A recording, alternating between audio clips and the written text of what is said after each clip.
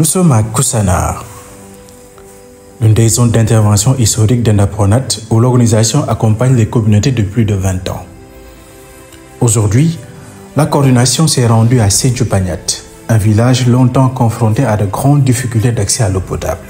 L'objectif de la visite, constater l'état du forage solarisé installé dans la localité. Ce forage, alimenté par l'énergie solaire, permet désormais de fournir de l'eau potable non seulement à Sinthiou-Pagnate, mais aussi au village environnant. Premier constat de l'équipe, le vieux puits, autrefois unique source d'eau, aujourd'hui assiégé par les herbes, est abandonné. Une situation qui n'a pas échappé à la vigilance des collègues, qui recommandent aux communautés de préserver, mais aussi d'entretenir leur première source d'eau, car elles peuvent constituer une alternative précieuse en cas de panne ou d'insuffisance du forage. Autre constat majeur, la capacité du forage reste insuffisante pour couvrir l'ensemble des besoins en eau de la communauté. Chaque jour, ces jeunes filles venues des villages environnants arrivent au bord de leur charrette pour chercher quelques bidons d'eau. Sur l'une d'elles, une chambre à air vide qui sert de récipient de fortune. Une image forte, symbole de difficultés persistantes d'accès à l'eau potable dans cette zone. Ça, c'est les chambres à air qui servent à collecter l'eau pour les ménages qui sont à côté du village de Sinthiou-Pagnate. Sinthiou-Pagnate. Donc ça montre en fait aujourd'hui l'accès à l'eau reste très difficile au niveau de cette zone parce que ça date de longtemps. Dans certaines zones, maintenant on ne le retrouve même plus. Mais c'est un indicateur des zones où vraiment il n'y a pas d'eau. Donc et là, c'est une situation vraiment alarmante avec des conditions très difficiles liées à l'accès à l'eau. Donc ils viennent à peu près de 6 km ou 7 km de Sinthiou-Pagnate. Leur village s'appelle Sare Demba. Donc et chaque jour, elles viennent ici pour chercher de l'eau. Et cette eau-là va servir aux ménages pour la cuisson, pour tout ce qui est eau de consommation. Et ça ne suffit pas, malheureusement. Et elles sont obligées de parcourir des kilomètres et des kilomètres pour venir ici et voilà, chercher de l'eau. Vraiment, c'est une situation compliquée pour elles en termes de temps, en termes de distance parcourue, en termes de conditions très difficiles. Les routes ne sont pas praticables. Combiné à tout cela, vraiment, ça reste très difficile. Exactement. Donc là, ici, on est dans le village de Sinthiou-Pagnate. Effectivement, il y a une initiative que ENDA a eu à faire pour faciliter l'accès à l'eau, c'est l'installation de ce forage solaire-là. Mais on voit que voilà, donc ça reste toujours... on doit améliorer en tout cas cet accès à l'eau-là parce que la quantité d'eau puisée n'est pas suffisante pour tout le monde. Donc le village est là, il y a d'autres villages environnants qui voient cette initiative et qui viennent chercher de l'eau ici pour leur consommation. Donc voilà, c'est des initiatives qu'on peut capitaliser, après qu'on peut mettre à l'échelle. Ça montre vraiment l'importance d'accompagner ces communautés-là pour améliorer leurs conditions de vie en quelque sorte. Il n'y a pas que l'eau de consommation au niveau des ménages, ce n'est pas seulement pour les ménages, mais il y a aussi les animaux. Donc tout autour, on voit les ânes, on voit les chevaux, mais aussi il y a le bétail, les petits ruminants, les grands ruminants. Actuellement, c'est la période où le bétail n'est pas ici. Mais d'ici 1 mois ou 2 mois après, le bétail va revenir et ça sera encore ici que ce bétail-là sera abreuvé. Du coup, ça montre l'importance de ce point d'eau-là aujourd'hui en termes d'amélioration de l'accès à l'eau, de consommation et de l'accès à l'eau également productive. Voilà, donc on pense que c'est des choses comme ça qui peuvent améliorer vachement les conditions de vie de ces communautés-là qui se trouvent au niveau de cette zone. Et je pense que c'est là où aussi on doit orienter en fait les réflexions également. Comment valoriser cette eau de pluie. Voilà, on voit que c'est une zone où voilà, on reçoit beaucoup de pluviométrie. Comment on peut capter cette eau de pluviométrie là à travers des bassins de rétention ou autres, ou des lacs en tout cas qu'on peut créer, ou même faire des aménagements ou revitaliser les mares qui sont tout autour pour permettre à la fois le bétail de s'abreuver, mais également pour permettre à ces jeunes dames qui sont là ou bien à la population qui est là de pouvoir valoriser cette eau durant la période contre-saison en guise de production agricole. Je pense que c'est des stratégies comme ça qu'on peut vraiment voir comment l'instaurer dans les politiques, donc que ce soit au niveau local mais également au niveau national, pour accompagner cela.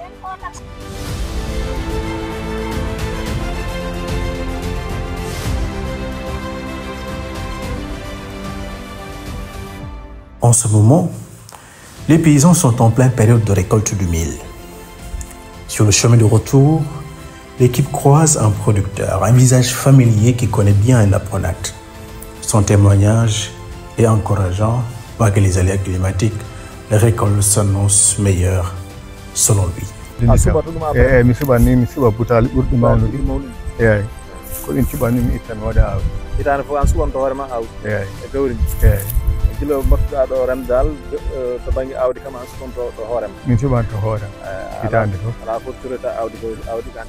Donc c'est un producteur qui s'appelle Dembaba, qui habite dans le village de Pagnat Demba Djibel, donc qui est en train de récolter donc son champ de mil. Et la première observation donc faite à ce niveau, c'est que la récolte s'est bien passée dans l'ensemble. Et que aussi il a eu à avoir, en tout cas, en train de récolter son mil du moins. Maintenant là, en termes d'estimation, il n'a pas encore fini, mais il pense que sa production cette année va quand même le couvrir pendant 7 mois dans l'année, donc pour assurer son autosuffisance alimentaire.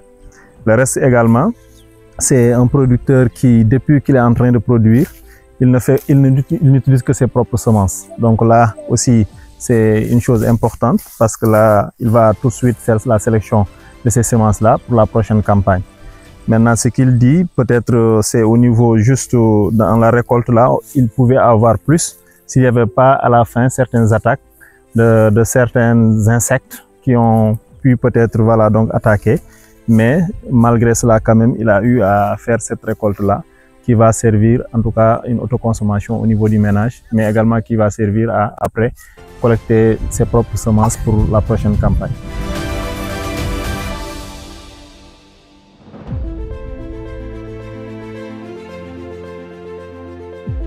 C'est extrêmement important parce que c'est ça aussi qui montre en fait l'autonomie donc des producteurs vis-à-vis des semences et surtout aussi l'importance des semences paysannes parce que ça montre aujourd'hui que dans ces zones-là, il est important d'investir sur les semences paysannes qui permettent aux producteurs d'être résilients face au changement climatique, face aux crises climatiques.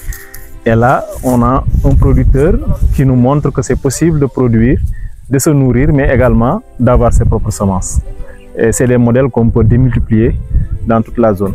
Aussi important parce que souvent, on essaye de discuter avec les producteurs pour qu'après la fin donc, de la récolte du mil, qu'ils puissent laisser la paille au niveau du champ. C'est important parce que ça permet une décomposition de cette paille-là, afin d'enrichir le sol à la fois, mais également ça sert de protection du sol contre toute érosion. Ça peut être éolienne et autres. Et c'est important parce que dans certaines zones, voilà, tout est récolté, tout est perdu. Alors qu'ici, dans cette zone, les producteurs connaissent bien l'importance de laisser la paille après la récolte en vue vraiment d'enrichir le sol, quoi. D'où l'importance des formations sur les pratiques. Exactement. Exactement. Et souvent, c'est ces sessions de formation qui permettent à la fin d'observer des producteurs qui adoptent donc cela.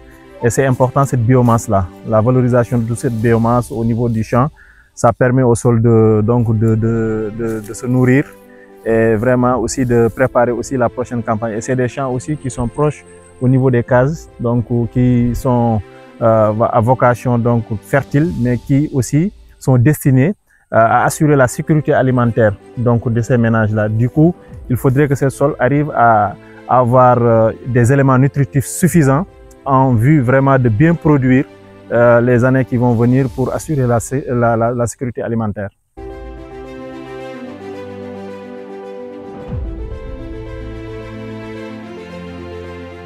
Autre arrêt, autre ambiance familiale, autre visage familier. Son nom, Franc. Un franc défenseur de l'environnement connu pour son engagement auprès des structures paysannes locales. Avec un large sourire, il nous propose de visiter son troupeau de vaches. Un troupeau qui, au fil des années, s'est considérablement développé, fruit d'un travail acharné, mais aussi d'un crédit qu'il a obtenu grâce au comité villageois paritaire de son village. le village de Sinthiou Pagnat-Demba-Djibel, où on est venu également au niveau du campement, qui montre vraiment qu'on est dans une zone agro-pastorale. Donc on voit aussi vraiment l'activité d'élevage qui est là. Et c'est l'occasion également donc de voir, voilà, avec Franck, les initiatives développées dans ce sens-là. Donc je pense qu'en termes d'organisation au niveau du village, il y a aussi des initiatives de caisses autogérées qui permettent de développer donc, des activités génératrices de revenus. Donc Franck va nous expliquer comment ils sont organisés à travers cette caisse autogérée-là et comment ils ont essayé de financer donc, des activités autour de l'élevage qui ont quand même permis d'avoir donc du bétail pour le village. On a min codiri nyalbi ko dum nyalbi tati min conno dum wondo ko he caisse onon ko ni sifori won hen ko yobano e matériel ji di ganduda ko matériel agricole dum ya he 400 joni mi sawana e kany mi do sikki ko dum 410 000 wondo ko heddi ko gerteje kawrinti non andi so min gokkana gerte men kawrinti nanno men goto kala addanno 20 kg min gaddi dum min jeeyi dum yeyi ha dum woni e 710 000 on 710 000 min ciodi en 130 000 dido nyalbi ko heddino don ko tay on waktu dum wawa hebde nyale sattunge min bi dum min defa dum don après ha goddum so yobama min cioda nyale wonde on 530 000 min ciodi ko te do kolce tati holla men kolce dum woni nge ganduda ko soyendama e do kamen nge soyeda rane. C'est une initiative qui permet de renforcer donc le fonds de leur caisse autogérée villageoise, qui permet à cette population de développer des activités génératrices de revenus. Ça peut être embauche, ça peut être agriculture, ça peut être voilà, d'autres activités. Parce qu'au niveau de la caisse, ce qu'ils ont initié, c'était d'abord l'accès au matériel. Lorsqu'ils ont franchi cette étape, ils ont aussi permis à ces producteurs d'accéder à des semences, d'être autonomes en semences, donc ils finançaient les semences et que le producteur aussi remboursait des semences. Une fois que c'est fait, maintenant, ils ont vendu ces semences-là à d'autres producteurs, ce qui leur a permis d'avoir un fonds pour investir sur l'élevage. Donc, ils ont acheté trois vaches donc de 530 000 en 2022. Et aujourd'hui, ces vaches-là sont devenues grandes. Et cette vache-là, aujourd'hui, a mis bas. Donc, ça montre en fait donc, cette activité. Voilà, donc comment ils ont essayé de s'organiser, de démultiplier les sources de revenus au niveau du village. Et autre chose aussi, ils avaient acheté aussi un bœuf. Donc avec cet argent, c'était l'année dernière et cette année, ils ont vendu ce bœuf-là. Et ils ont eu donc des bénéfices de 315 000 qui leur a permis encore de renforcer la caisse pour voilà, donc, écouter des producteurs qui veulent peut-être bénéficier de ces crédits-là pour les campagnes qui viennent en termes de semences ou bien en termes d'équipement. Donc c'est des stratégies qu'ils ont trouvées pour vraiment essayer de renforcer leurs fonds et pour vraiment pouvoir même assurer la demande donc, du crédit au niveau du village là qui leur permettent de développer leurs activités génératrices de revenus. Ces résultats vous poussent à réfléchir sur comment démultiplier ces EVP dans d'autres endroits. Exactement, parce que c'est ces résultats-là aujourd'hui qui nous permettent de capitaliser et de mettre à l'échelle. Et quand on parle de comité villageois paritaire, c'est tout ça. Comment ce comité villageois doit être connecté à l'ensemble des activités du village, de l'élevage, de l'agriculture, des ressources naturelles et des activités également, des activités économiques, le développement des activités économiques pour permettre aujourd'hui d'assurer cette protection qu'on parle de ces ressources-là. Parce que sans ces activités économiques également, les jeunes vont aller dans ces forêts pour aller chercher quoi, en tout cas nourrir leur ménage, quoi. Donc du coup, c'est une sorte, un paquet en tout cas, qu'on doit voir comment le prendre tous en un ensemble. C'est là où on parle de l'agroécologie de façon générale, qui est un projet sociétal, qui est holistique, etc. C'est au-delà des pratiques. C'est les pratiques, c'est les ressources naturelles, c'est la gestion, c'est la gouvernance. Donc tout doit être articulé pour qu'on ait un projet sociétal qui vise à transformer les conditions de vie de ces communautés. Dernier point. Franck est un exemple parce que lui pense à tout sauf à abattre un arbre. Pour lui, abattre un arbre, c'est à créer. Oui. Point goɗɗo battini tan pour an hande ko mbawɗa wadde foof a fotani soppude leɗɗe mbiɗa an ɗum hande sa waɗi ɗum tan ka mboyi tan kana ka barɗo ɓernde am ƴefirano miiji ɗo tout mi soppi hande o leɗɗe. Oui, c'est quelqu'un qui a compris l'importance donc de protéger la forêt, en l'occurrence de protéger les arbres. Aujourd'hui, la situation qu'il dit, il ne peut pas supporter quelqu'un qui coupe ou bien lui-même quand il est devant une situation même d'avoir ne serait-ce qu'une branche pour construire ou pour en tout cas assurer quelques réparations au niveau de sa maison. Voilà, donc ça, il est gêné, ça lui fait mal. C'est quelqu'un vraiment qui a une conscience de tout cela, qui est bien sensibilisé, qui comprend en tout cas l'importance de protéger toute cette forêt au niveau de sa zone. Cette adhésion, cette appropriation de l'approche est importante pour protéger toutes ces ressources forestières. Exactement, c'est important parce que c'est ce genre de personnes qui peuvent en tout cas sensibiliser d'autres comme eux, partager leurs soucis, partager aussi en tout cas les enjeux, donc les différents enjeux qui sont autour de cette gouvernance et de cette gestion des forêts, et que voilà, que ça puisse aussi servir d'autres modèles qui vont, d'autres francs, connaître d'autres francs dans la zone, et ça va prendre.